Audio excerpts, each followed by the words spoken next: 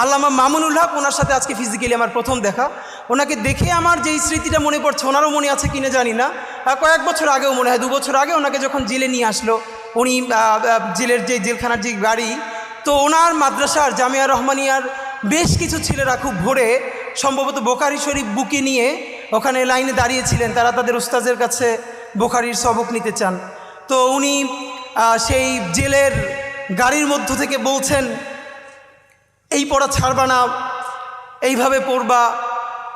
আমি ভাবি আসলে এই যে মাদ্রাসার শিক্ষা, মাদ্রাসার শিক্ষক ছাত্র জুলুম, এ নিয়ে তো প্রচুর কথা বলি, কিন্তু সত্য কথা এই পরিবেশটা আসলে বোঝা যায় মানে রুহানিয়াত এমন জিনিস, মানুষ নিজের চেয়ে নিজের উস্তাদকে ভালোবাসতে পারে। এটা মনে হয় সম্ভবত খুব কাছ থেকে না বুঝলে আসলে না চিনলে মানুষ বুঝবে না। তো শিক্ষক উনি যখন বলছেন যে এরকম পড়তে শুরু করবা, পড়া ছাড়বা না, তখন সেই ছেলেগুলো বুকে বোখারি শরীফ জড়াই ধরে কাঁদতেছে রাস্তার মধ্যে, হ্যাঁ হুজুর এটা শুনবো। তো এই সময়টা আমার খুব মনে পড়ছে।